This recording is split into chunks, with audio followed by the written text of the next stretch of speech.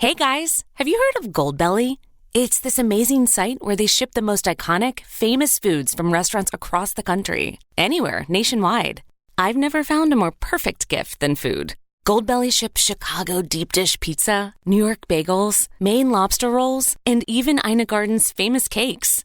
So, if you're looking for a gift for the food lover in your life, head to goldbelly.com and get 20% off your first order with promo code GIFT. That's goldbelly.com, promo code GIFT. Welcome to Sports Management Podcast, where you will hear interesting sports management professionals share their stories, experiences, and passion for the sports management industry. I am your host, Marcus Philipsson. Welcome to episode 180 of Sports Management Podcast. Today's guest is James Flude, the head of business development at MatchWornShirts.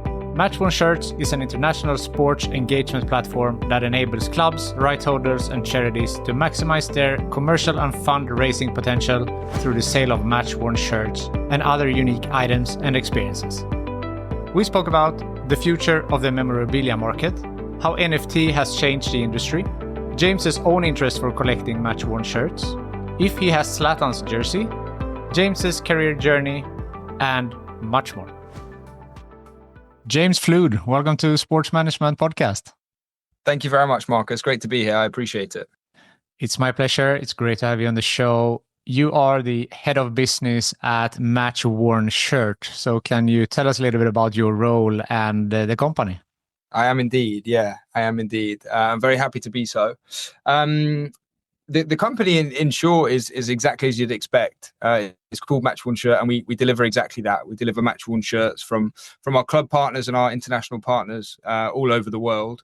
And my role as head of business development is basically to try and get as many rights holders within that realm and within the sporting network to partner with us alongside my team and our team, which is predominantly based in Amsterdam, but we have 5 offices all over the world, and we're trying as best we can and as sustainably as we can to bring in as many interesting sporting rights holders as possible into our ecosystem. So that's kind of my role in the company in a very, very quick snapshot. Interesting. So MatchWornShirts, obviously a big interest for fans for different clubs. So can you tell us a little bit about how that works, how you're working with that merchandising, which clubs are you working with, which sports and so on? Definitely. We're predominantly a football company. We always have been. The company was started way back in 2017 by our 2 founders who are still extremely active in the company today, Bob and Timon. They were big football fans. They were lawyers at the time. They wanted to create something because they were trying to find a match-worn shirt for their father, actually, who was retiring as a school teacher. And they realized it wasn't a straightforward thing to get their hands on. So they went about creating match-worn shirt and started this crazy journey in football. The first partner that we had was with FC 20 of the Netherlands, and now we have over 300 partners all over the world. I'd say roughly, and don't quote me on this, but roughly 75 to 80% of them are still in football, whether that's domestic football or international football. But we've also seen massive success and massive demand recently for other sports on the platform. So cycling's really big for us. Rugby's massive. We actually just announced our first international rugby partner last week with the French national team, which is a big milestone for us. We've also toyed quite a lot with cricket, with international cricket, which is big in England. I guess not so big in Sweden or maybe where some of your listeners are from. But over here in the UK, it's really big. I had to try and convince them of that in the Netherlands because it's also not the biggest sport there, although it is growing. And we're always open to new avenues, new opportunities. I think the world relatively is our oyster. I think that the demand across all sports and all teams is huge. And we're proud of the role that we play, not just for the top teams in the world, and we work with a lot of them, but also for sporting rights holders across the kind of ecosystem. We don't just work with the best. We're happy to support and to amplify the work that's going on across the footballing landscape and indeed the sporting landscape all over the world. Interesting. So no, indeed, cricket is not very big here. I'm an ice hockey guy, so maybe that's something you can turn into later on. Who knows? We're on to it already. Actually, I was out in Stockholm pretty much a year ago to the day, actually, with Santeri, who's our lead in Scandinavia, and we had a great meeting with the Swedish national ice hockey team. We did an amazing pilot with them. And we have a partnership there now. So we're delighted to work there. The jerseys, I should say, I think is the right term. Please excuse my naivety in ice hockey. We're not so good on the ice in the UK. But the first auctions did really, really well. And, you know, the sporting interest is universal, is global.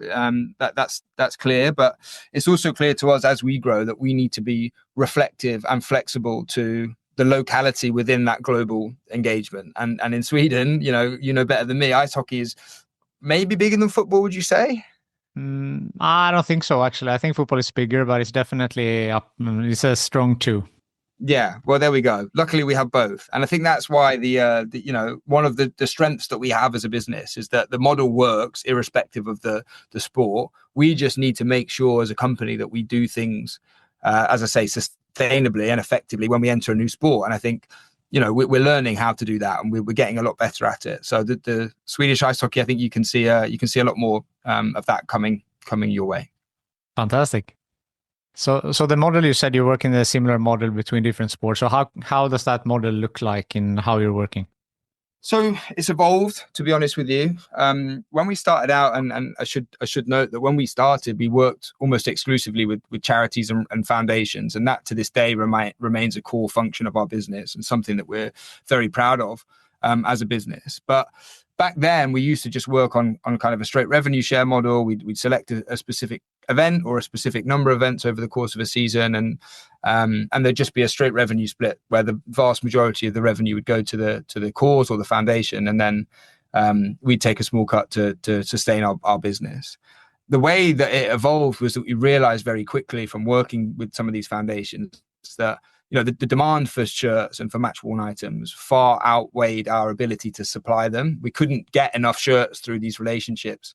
Although how grateful we were for those relationships and how proud of those we were, we just couldn't get enough shirts and enough events, enough activations through them.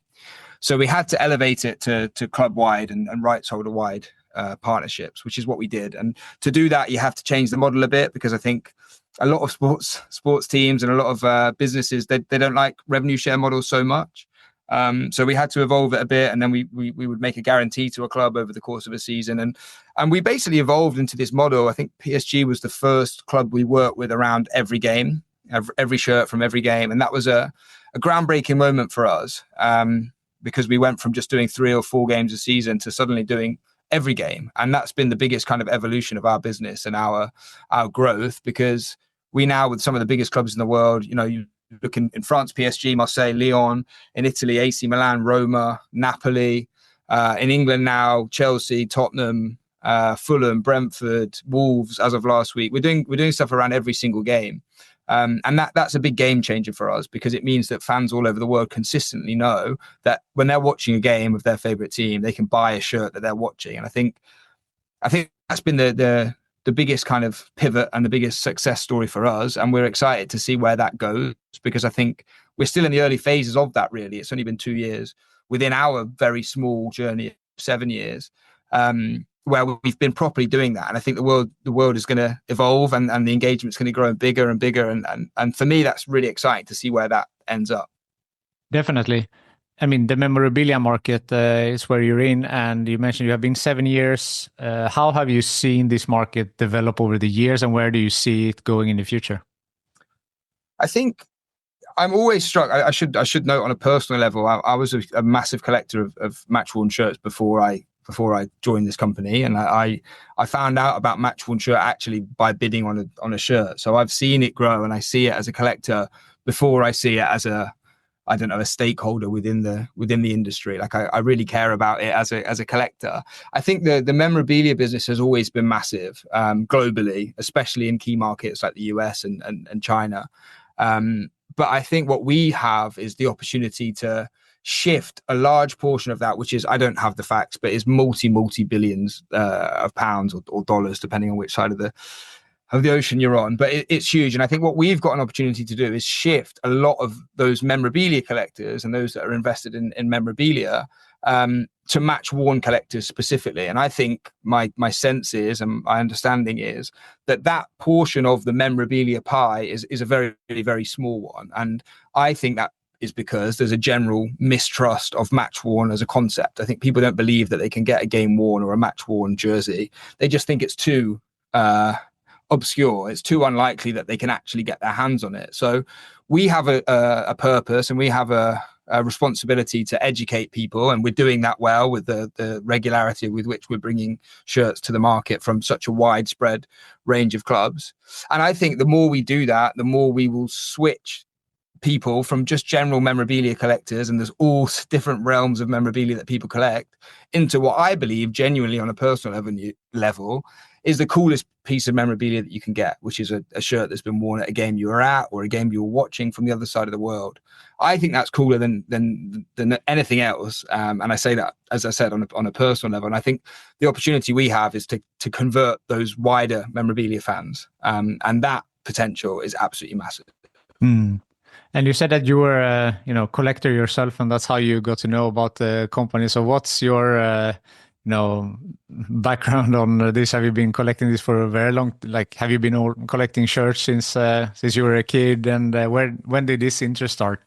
Yeah, to be honest, I was telling my mate about this the other day. I think I've always had the collector in me, and I say that in inverted commas because it wasn't always match-worn shirts. I used to collect, as many football fans do. It was football stickers, then it was trading cards, it was shirts. I used to get a different shirt from different clubs for every birthday and every Christmas. So I actually had quite a collection, which my mum convinced me to give away when I was younger, which I still question that decision now, especially in the line of work that I've ended up in. But I always had that element of collecting within me. Then it was little pin badges, which, to be fair, I have kept hold of. And then it all changed for me, and a lot of my colleagues, if they're listening, will have heard this story. So I've bored most people in Amsterdam and London to death with this one, but I'll go ahead and say it anyway. I got given a shirt when I was 14 years old. I'm a big Chelsea fan, which sometimes you have to apologise for, but I think in Sweden there's quite a lot of Chelsea fans, so I might be all right. We played Wigan away 2 days before Christmas in December 2006, I think it was. And we won in the last minute. Ian Robin scored a last minute winner at our end. And the players kind of came over to celebrate with the supporters at the end of the game. And Solomon Kalou, Chelsea's old winger, just threw me his shirt. He was right there in front of me, and he just kind of picked me out and threw me that. I was 15, I think, at the time then, 14, and it just set me off. I couldn't believe that feeling that I was leaving the stadium with a shirt that had just been played. He actually scored in that game as well, and I couldn't get over that I had his shirt from that game. I still vividly remember, even though I was a kid, just driving home and not being able to comprehend that I had that shirt. So from that day, I was still at school then, and I was kind of buying and selling shirts, and I got into it that way. Always match worn, or always try to. And what I realized as a collector was it was a very murky world. Like, you have to trust people. You had to previously really trust stories. And, I've bought shirts of ball boys who I never, did I know if they were actually a ball boy or is it just a story? And you had to put a lot of trust in what I believe is quite an untrustworthy marketplace. So when I saw MatchWornShirt and I saw them come onto the scene, I was still, as a collector, a bit skeptical. It was early days for them. It was the first time a company had properly invested in this. And the more I sort of familiarized myself with them and learned how they do things and what they were trying to do, the more it excited me, because it was, they are, and we are creating deals directly with clubs. So you're buying a shirt from MatchWornShirt, but really you're buying it from the club. You're buying it from the dressing room. We as MatchWornShirt are a facilitator of that relationship. You're buying it directly from the dressing room. And I think for any collector, anybody that's interested in that, trust and integrity are the highest, the highest factors in that deal, in that transaction. And it was a game, I think it was part of the Royal British Legion Poppy Appeal deal that MatchWornShirt had and still have to this day.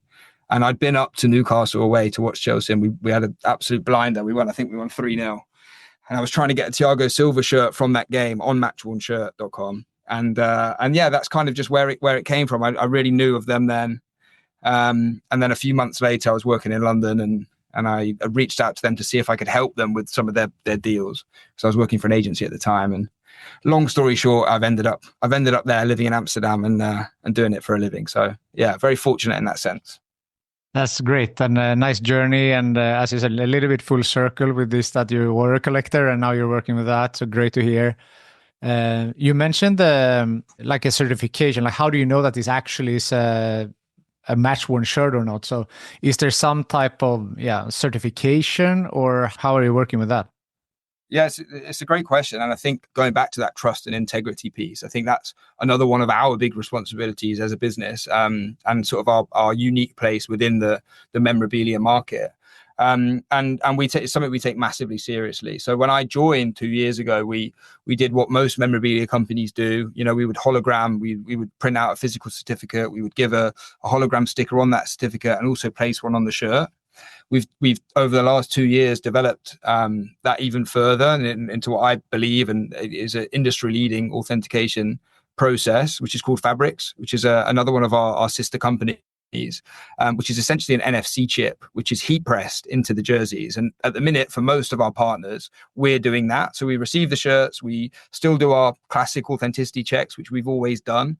So a club will say, you know, these 11 or these 15 shirts are worn, but we will still go through a pretty extensive authentication process even then, because whilst we massively trust our partners, we also understand that on a match day, something can go wrong, or something can end up in one bag and it can be listed as worn and it's not. And our responsibility is to make sure we know what we're selling, and we're still perfecting that art, as it were. So we'll go through those tests. There's a look and feel test, which is pretty obvious. You can tell a lot of the time when a shirt indeed has been worn just by opening the box and getting it out. But we also photo match. We also make sure that the printing on the shirt lines up with the half that the player was supposed to have worn it in. And then we apply, once it has been authenticated, we apply our Fabrics chip, which basically is this NFC chip that I mentioned. And imagine you were trying to pay for something on your phone, on Apple Pay or whatever it is. If you just hover over with your phone onto this chip, it will pop up with the match details saying it's been authenticated by Fabrics. It was bought at MatchWornShirt, and it essentially allows a collector to have a digital ownership of this shirt as well as obviously the physical one. Right now, as I said, for the majority of clubs, we're doing that as part of our inbound process. But with some clubs, and hopefully some more to come, we're also doing that actually pre-game. So if you look at a PSV Eindhoven shirt or a Feyenoord shirt in the Netherlands, also Paris Saint-Germain have also trialed it, and we're in pretty extended talks with a number of our other partners for actually this process to take place on the outside of the jerseys before the game. So the chips can be linked, they can be linked by the kit teams at the respective partners, and that will already have in their first half shirt, in their second half shirt, and even their third shirt if players are getting 3 shirts, which many of these partner clubs do have, by the way.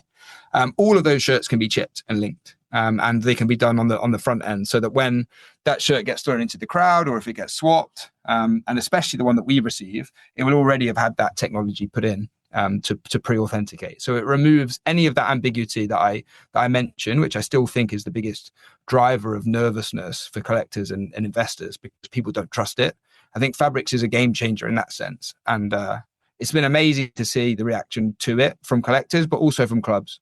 Because clubs like it. Clubs don't like the fact that there's, so much fraudulent activity in MatchWorn, but also just generally in merchandise and counterfeit goods. I think Fabrics has a wider role to play in counterfeit and conquering that, because it's a big challenge for football and just the sporting landscape generally. Yeah, for sure. And that's it's great to hear that there's such a great solution there on with Fabrics to go around that. Talking about the collectors, they, getting one of these shirts, is it something you collect because you're a favorite player, you keep it for forever? Is it like, do people see that as an investment to resell it later on, or how do you see that it looks like? Honestly, I think it's a mix, and I think every collector is unique in their own way. Speaking from my personal experience, before this role and before I really ventured into the world, I only ever collected Chelsea shirts. That was the only thing that I was interested in. Now I've evolved that into teams that I have an affiliation with through the job, and also through Chelsea players, as you probably know, Chelsea have got or have had an extensive squad list for the last God knows how long. So now I've kind of followed some of those players to some of our other clubs, and I'm now collecting Chelsea shirts from players that are playing in Australia and Jamaica and in Italy and all over the place. I think a lot of it varies from country to country. I think the tribalism in football is, it does vary. In Italy and the UK and the Netherlands, people perceive football slightly differently, but are still bound by that same passion. And I think collectors are the same. Like some collectors will only follow specific players. And if you look at, certainly some of our big markets overseas in Asia and the US, they're invested massively in individual players. So Christian Pulisic's shirt will sell incredibly well to the US, irrespective of whether it's an AC Milan one or a Chelsea one previously, or hopefully one day the US national team. That will always sell incredibly well.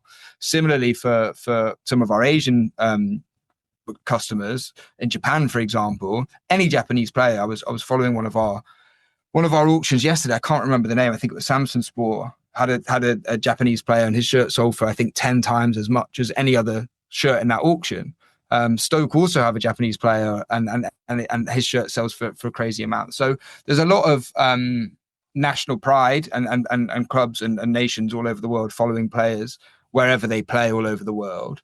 But everyone's collecting stories different. And to the investment piece, that's still a massive part of it. I think the way I explain it to people is there's either an emotional investment into a shirt or there's a financial one. And I think you can have both, by the way. And I think people are always bound in football by their emotions. It's why people, that's just what the sport is built on, emotion. And people will invest in a shirt because of that emotional connection to it.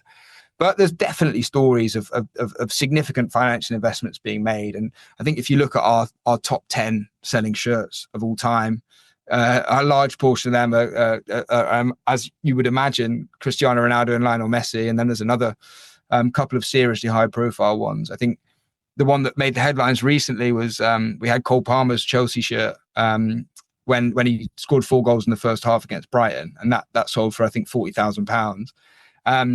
And that's an emotional investment, probably. I think that sold to the US. But there's also a massive story behind that, right? Because it's the first time in Premier League history that's ever happened.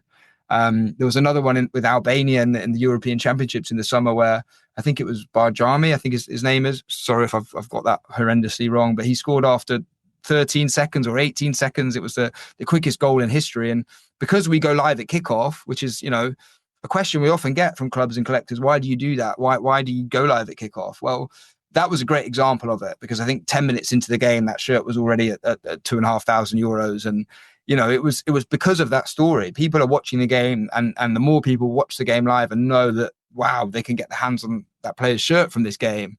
That's the story we want to sell. And that's essentially what we're doing. We're selling stories, whether it's for a emotional connection and investment or a financial one. People are investing into the stories, not just the shirts.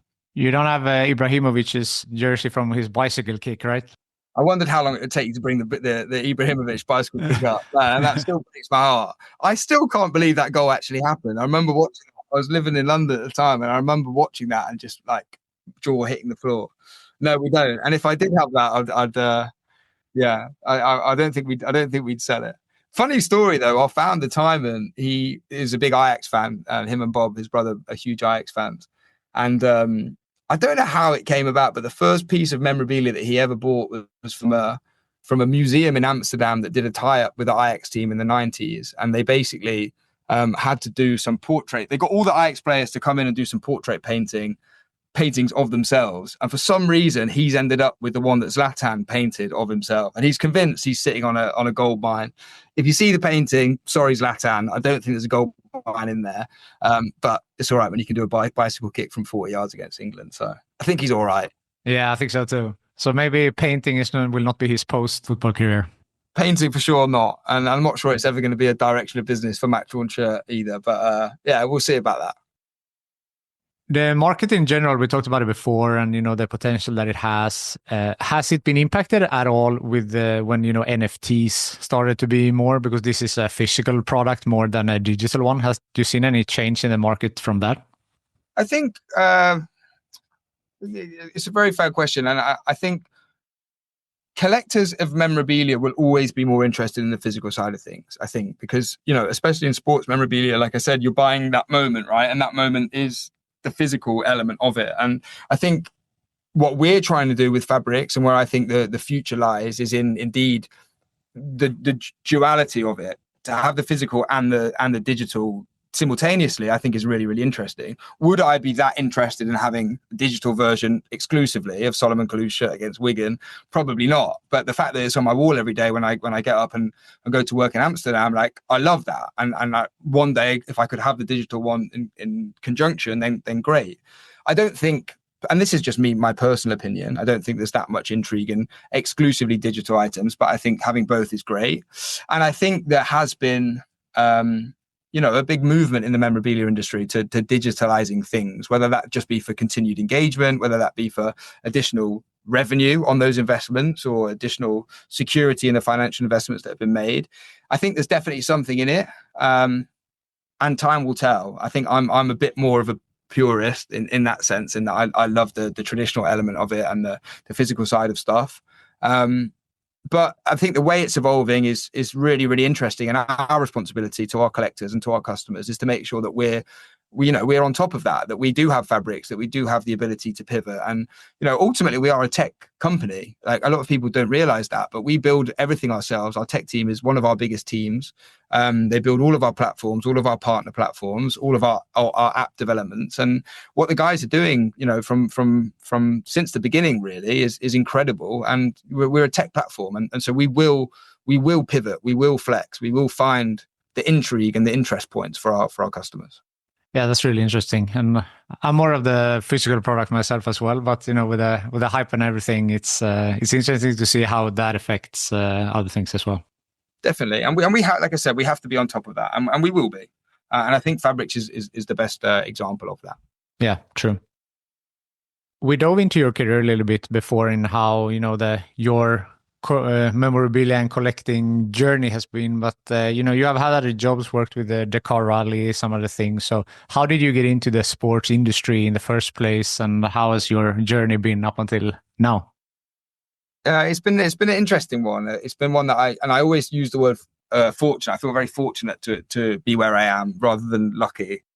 I made a very conscious decision. I was at uni in London, and I, to be honest with you, hated the process. I really struggled with it. I did economics and geography, and I found it very hard to be constantly engaged by it. It took me 4 years where it should have taken me 3. Although I didn't tell my family that. I told them I'd done a 4-year course, which is pretty questionable. But I got there in the end. I got my degree, and I'd made a promise to myself in that final year that I would not put myself through that again to struggle for, and it's relative, I know, but I did struggle through it. I didn't enjoy it. So I made a promise to myself that I would find a career that I was passionate about. And the only 2 things from that day, and still to this day, that did that was sport and music. And a few of my mates went down the music route, and I went down the sport route. And I got a job. I got a work experience role at a company called JMI, Just Marketing International, which was set up by Zach Brown, who's now I think CEO or something, a very, very senior guy at McLaren Racing. And I got a work experience job there, and just so happened, and was sort of working in the evenings in London to pay my way through it. And just so happened that a role came up when I was there, and I got very fortunate that it was on probably the best account, or certainly the most enjoyable account that they had, which was the Johnny Walker Formula One account. So I did that for 4 years, just sponsorship activation. Got very lucky with the places I got to go and visit. And financially and sort of career-wise, it was it took a while to get where I needed to go. But in terms of experience and that element of doing something because I was passionate about it and because I enjoyed it, it was the best move I ever could have made. And then I sort of just worked my way around the houses there a little bit, trying to find out, and they were good in that sense, in trying to find the role that was right for me. And I think I was putting off commercial roles. I was reluctant to go down that route, which was, in hindsight, pretty naive. I just wanted to continue traveling. I wanted to continue the projects that I was working on and being excited for my next project, and rather than properly focusing on probably career development as I should have been. And then COVID hit, and to be honest, it all hit home for me that as much as I was having a good time, it was time to build a career and to to grow up a little bit. So I went back. I almost joined the commercial team there before, and I'd in the end, it never ended up working out. So then I had to go back and say, like, guys, it's time for me to join the commercial team, or I hope. And they naturally, after what had happened previously, weren't too enamored by that idea. So put me through my paces a little bit. Eventually got a role on the commercial team there, trying to sell sponsorship, which is then how I ended up reaching out to MatchWornShirt. And and ended up basically trying to very randomly sell a MatchWornShirt sleeve partnership to Plymouth Argyle for a Chelsea game in the Cup in January 2022. And they wanted a little bit too much money for it. But I think Timon and Bob, the founders of MatchWornShirt, they were very complimentary about how I'd at least gone about it. So whilst I never got to see MatchWornShirt on the sleeve of Plymouth at Stamford Bridge, they did offer me a job. So it was worth it in that sense. I guess I owe a gratitude of debt to Plymouth Argyle. Yeah, that's a great story, and nice to see that now you're working with something you're passionate about. You said you struggled through uni a bit, but is there something like from that experience that you bring with you today that you might have, benefits from today?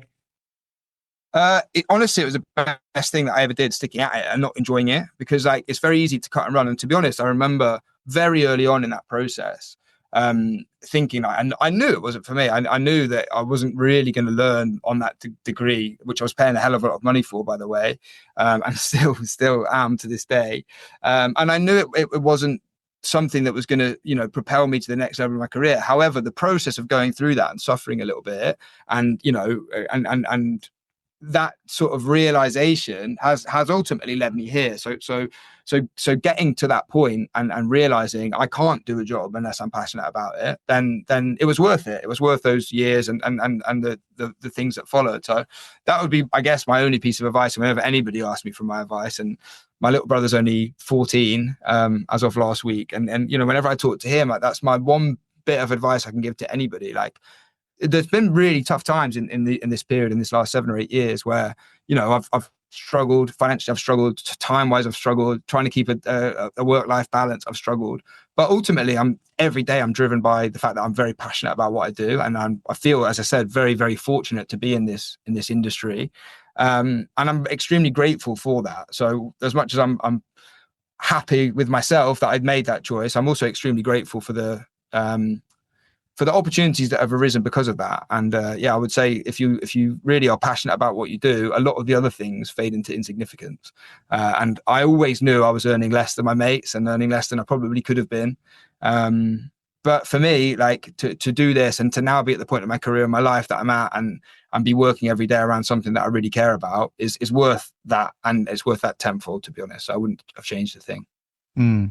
In sports, many times it's not maybe the highest paid jobs, specifically the entry level jobs. But as you said, then you need to weigh that against, loving what you do or getting more paid for something you don't like. And some people prioritize money, but I think in the long run, the passion is what will be sustainable for you when you be able to work.